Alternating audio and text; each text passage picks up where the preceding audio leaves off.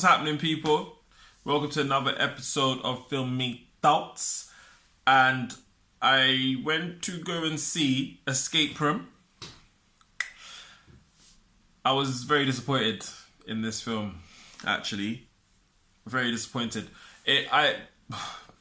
Prior to me going, I thought it would be a bit like Saw, which I hopes that it wasn't going to be, because I loved Saw. I thought that was a very original, creative film.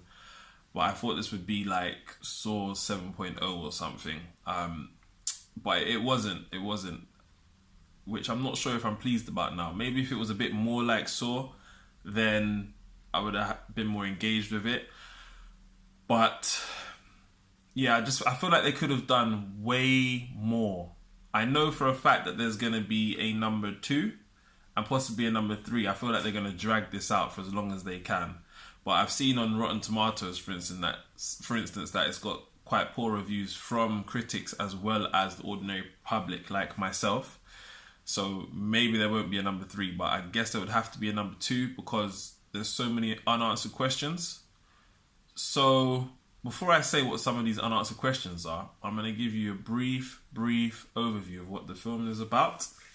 So a group of random people are basically handpicked for some reason to join an escape room for their opportunity and chance to win $10,000. Okay, so they go in. They're from all different walks of life, all different backgrounds, but they all seem to need $10,000. So they all go into this escape room, or what they think is an escape room. What they think is a reception room, but actually turns out to be an escape room. And they very quickly learn that this is very real. This is not a joke. And they are being watched in order to make sure they don't cheat. And they also quickly understand that they are going to have to work together as a team in order to survive. And that they're going to have to complete the course if they want to leave the premises. So that's it, really, in a nutshell. So I'm not really sure who the people are that were responsible for having these people in the room and why they were doing it. They said why they were picked, but the contestants said why they were picked, not the people that put them in there. So is that the reason why they were picked? I don't know. So that was quite annoying. Hopefully these questions are answered in the second one. I've done an escape room before and I loved it. I can't even lie. I thought it was sick. But I did think, I don't trust these people. I don't know what's behind this door. I don't want to go through this door. It looks too dark in there. Anything can move at any given moment. I'm just one of those people. That's why I don't really watch horror films. But with that said, I'm going to give you a review on It 2. Woo! Can't wait for that because It 1 was sick. Very scary. I was squeezing my missus' hand. She wasn't even my missus at the time. She could have left me. Anyway, I digress.